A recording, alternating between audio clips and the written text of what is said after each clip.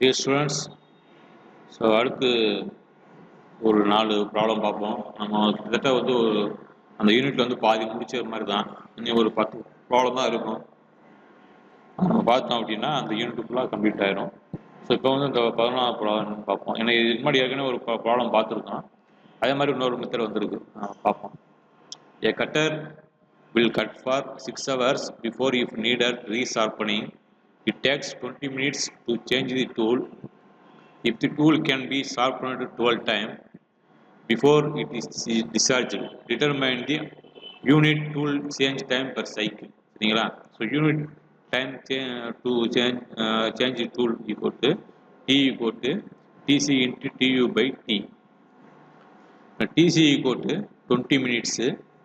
Capital T equal to 12 into 6 equal to 72 hours.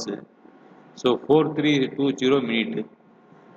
So அடுத்து TU equal to 6 hours 360 minutes. சரிங்களா? இப்போ எல்லா வேலையும் உங்களுக்கு தெரியும். இது வந்து 6 ஹவர்ஸ்ன்றது என்ன அப்படின்னா TU கட்டர் வில் பி கட்டரோட லைஃப்னு வச்சுக்கோங்க. ரீஷார்ப்பனிங் பண்ணாங்களா அந்த ரீஷார்ப்பனிங் பண்ணக்கூடிய அந்த டைமிங் பிட்வீன் கேப்பில் இருக்கக்கூடிய டைம் 6 ஹவர்ஸ். 6 மணி நேரத்துக்கு அப்புறம் நம்ம வந்து என்ன பண்ணுவோம், கட்டரை வந்து நம்ம ரீஷார்ப்பனிங் பண்ணுவோம். அடுத்து இப்போ டூல் சேஞ்சிங் பார்த்தீங்கன்னா 20 மினிட்ஸ்க்கு ஒரு தடவை பண்ணுவோம். இப்போ ஷார்ப்பனர் வந்து பார்த்தீங்கன்னா 12 டைம் பண்ணணும். சரிங்களா? ஸோ இது எல்லாமே நம்மளுக்கு வந்து கிவனில் கொடுத்துட்டாங்க. டைரெக்டாக வந்து இந்த ஃபார்முலாவில் சப்ஸ்டியூட் பண்ணீங்க அப்படின்னா உங்களுக்கு வந்து 1.67 மினிட் கிடைக்கும். இதே மாதிரி சம்மு நம்ம ஏற்கனவே முன்னாடி நம்ம பார்த்துருக்கோம். இன்னொன்று வந்து பார்த்தீங்க அடுத்து வந்து பார்த்தீங்க அப்படின்னா டிசி கோட்டு அடுத்த சம்மு வந்து a whole being board on a lathe is to be checked by a go no go plug gauge. The operator takes 10 seconds to check the hole. The gauge is used twice for each piece and the number of pieces to be made are 200. Determine the measuring time allowances.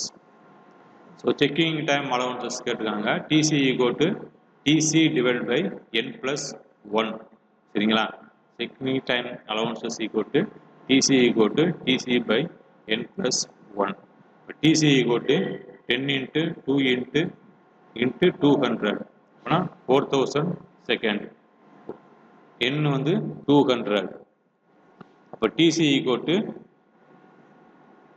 4000 divided by 200 plus 1 equal to 19.9 seconds. சரிங்களா? நல்லா பார்த்துங்க. இதில் எல்லாமே given. ரொம்ப கஷ்டப்படணும் அவசியமே கிடையாது. இந்த டிசியை மட்டும் எப்படி கண்டுபிடிக்கணும் அப்படின்னா அவங்க கொடுத்துருக்கிறது வந்து பார்த்தீங்க அப்படின்னா 10 செகண்ட்ஸும் கொடுத்துருக்காங்க. 2 into 200 அப்படின்னு கொடுக்குறோம். எல்லாமே வந்து மல்டிபிள் பண்ண வேண்டியிருக்கு டிசிக்கு.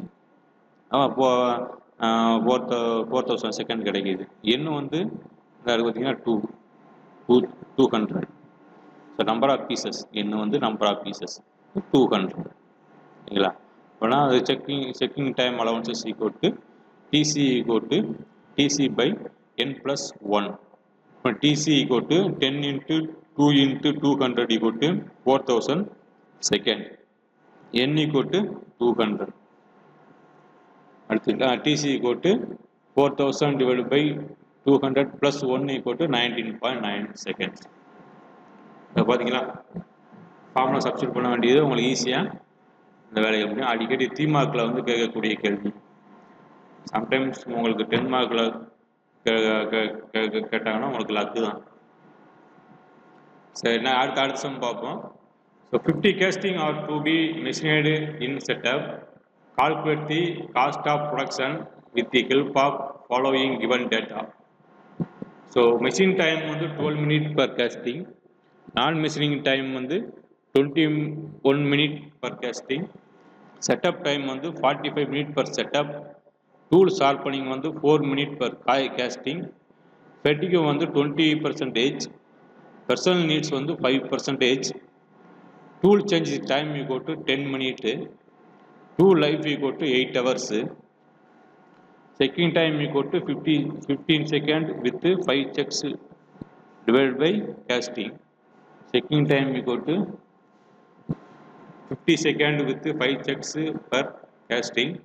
performance factor equal to 1.4. So direct labor cost equal to rupees 5 per hour. So formula பார்ப்போம். முதல் வந்து machine plus non-machine time equal to 12 plus 21 equal to 33 minutes. Fatigue equal to 20% of 33 minutes, 6.6 minutes. Personal needs equal to 5% of 33 minutes equal to 1.65 minutes. Tool sharpening time T equal to TCTU divided by T equal to 10 into 12 divided by 8 into 60. இதில் apply பண்ண வேண்டியது சரிங்களா. So machining time நான் machining டைத்தை add பண்ணணும். நான் அதை ஃபெட்டிக்யூ பார்க்கணும். 20% of machine plus நான் மிஷினிங் டைம் அது வந்து 6.6 மினிட்டு. அடுத்து பர்சனல் நீட்ஸ் வந்து 5%. 5% ஆஃப் 33 மினிட்ஸில் வந்து நம்ம 1.65 மினிட்ஸாக பார்த்துக்கலாம். ஸோ இது எல்லாத்தையுமே வந்து நம்ம வந்து என்ன பண்ணணும், வேல்யூவை சப்ஸ்டியூட் பண்ணணும். சப்ஸ்டியூட் பண்ணால் நமக்கு வந்து ஒரு வேல்யூ கிடைக்கும். ஸோ தென் அதுக்கப்புறம் 0.25 மினிட் பர் கேஸ்டிங் கிடைக்குதா, ஓகே. தென் அதுக்கப்புறம் measuring or checking time TC equal to 15 into 5 divided by 60 equal to 1.25 minute divided by casting சரிங்களா. So total time equal to 12 plus 21 plus 6.6 plus 1.65 plus 0.25 plus 1.25 இது எல்லாமே வந்து நம்ம இதுக்கு முன்னாடி கண்டுபிடிச்சது. ஏன்னா அந்த வேல்யூ எல்லாம் நம்ம கூட்டினோம் அப்படின்னா நம்மளுக்கு வந்து 42.75 மினிட் கேஸ்டிங் கிடைக்குது. இப்போ டைம் ஃபார் 50 கேஸ்டிங் அப்படின்னு பார்க்குறப்ப வந்து 42.75 into 5 equal to 2137.5 மினிட் கிடைக்கும் சரிங்களா. ஆனால் வந்து டைம் ஃபார் 50 கேஸ்டிங் அப்படின்னா இது வந்து 5 போடணும். ஏன்னா 10 பெர் கேஸ்டிங்க்கு வந்து பார்த்தீங்கன்னா வேல்யூ இருக்குது சரிங்களா. So 2137.5 minute. அடுத்து செட்டப் டைம் பார்த்தோம் அப்படின்னா அதே 45 அதில் கிவன் நான் கொடுத்தது அதோட இன்ட்டு 5 மல்டிபிள் பண்ணோம்னா 225. இப்போ டோட்டல் எஸ்டிமேட்டட் டைம் இது ரெண்டையும் கூட்டினா நம்மளுக்கு எஸ்டிமேட்டட் டைம் கிடைக்கும். Time for 50 casting setup time இப்போ ரெண்டையும் கூட்டினோம்னா நம்மளுக்கு எஸ்டிமேட் டைம் கிடைக்கும் சரிங்களா. இதுதான் வந்து 236.5. ஸோ இந்த 2362.5ஓட ஃபேக்டர் சரியா, பெர்ஃபார்மன்ஸ் ஃபேக்டர் நம்ம ஆட் பண்ணோம் அப்படின்னா ஆக்சுவல் டைம் கிடைக்கும் சரிங்களா. பெர்ஃபார்மன்ஸ் ஃபேக்டர் நம்ம மல்டிபிள் பண்ணோம்னா நம்மளுக்கு ஆக்சுவல் டைம் கிடைக்கும். ஸோ டிஏ ஓகேங்களா.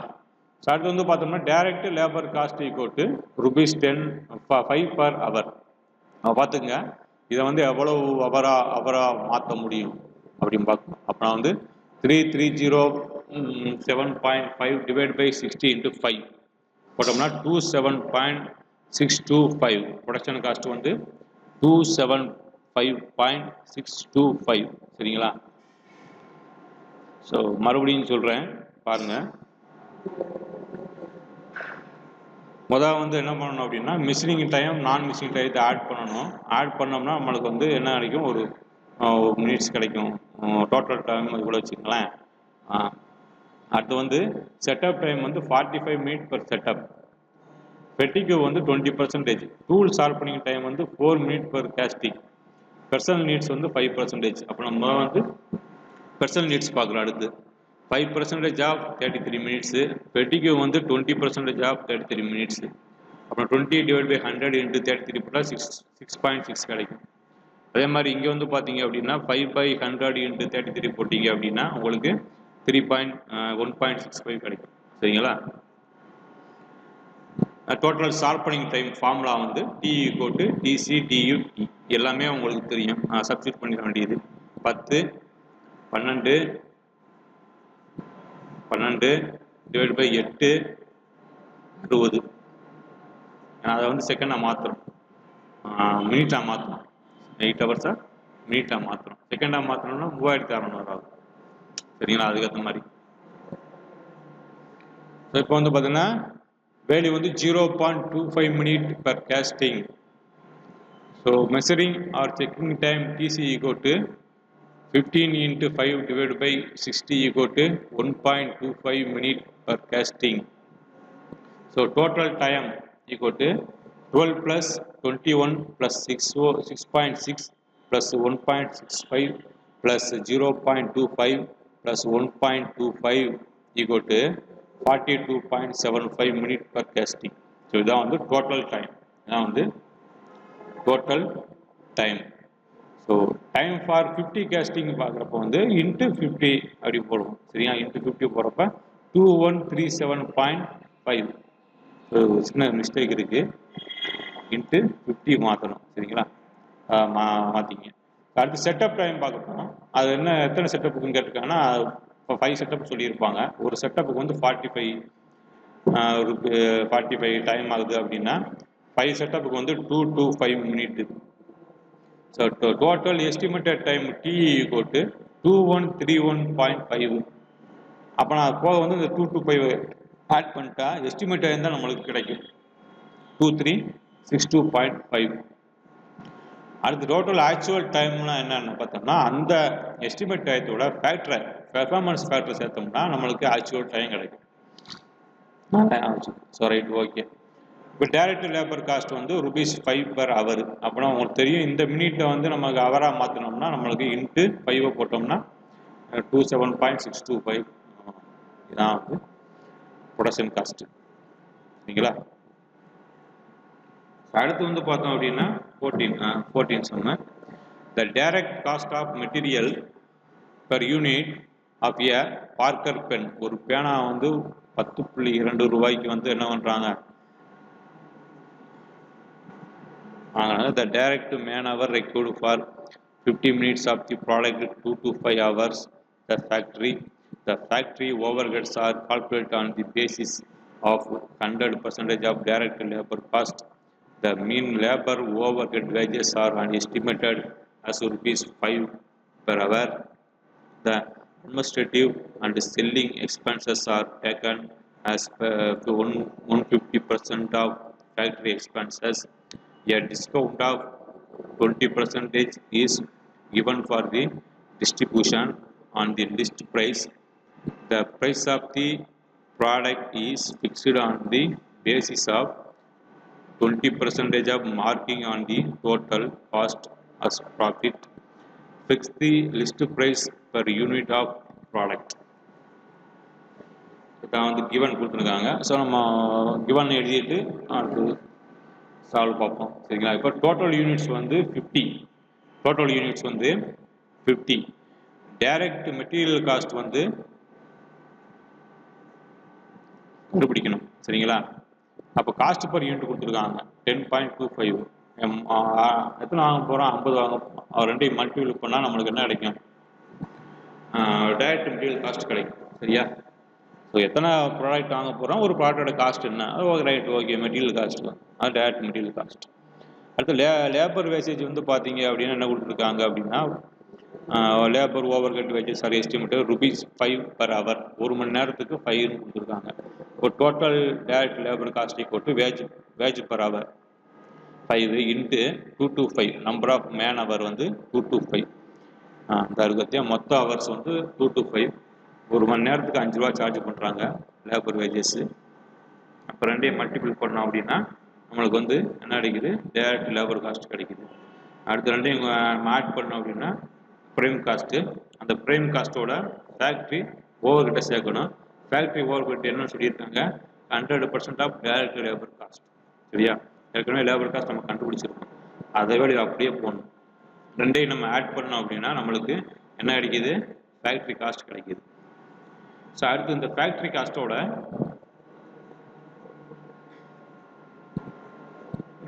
ஃபேக்ட்ரி ஓவர் ஹெட் வச்சுக்கேன், இது ஃபேக்ட்ரி ஓவர் ஹெட். சரிங்களா, இப்போ கண்டுபிடிச்சது வந்து ஃபேக்ட்ரி ஓவர் ஹெட் 900 தான். இந்த ஃபேக்ட்ரி ஓவர் ஹெட் வந்து 900 ரெண்டையும் ஆட் பண்ணணும். ப்ரைம் காஸ்ட்டையும் ஃபேக்ட்ரி ஓவர் ஹெட்டையும் ஆட் பண்ணால் ஃபேக்ட்ரி காஸ்ட் கிடைக்கும். இந்த ஃபேக்ட்ரி காஸ்ட்டோட administrative and selling overhead 150% of factory expenses. அதை நம்ம அப்ளை பண்ணணும். அப்ளை பண்ணோம்னா 135 கிடைக்குதா. இப்போ ரெண்டையும் கூட்டணும் 1350 ரூபா. இது வந்து 2537.5. இது ரெண்டையும் கூட்டணும் அப்படின்னா 3887.5. இதான் டோட்டல் காஸ்ட். சரிங்களா? இதான் வந்து டோட்டல் காஸ்ட். நல்லா பாருங்க. Total cost equal to production cost plus admin and selling over head. So 2537.5 plus 1350 equal to ₹3887.5.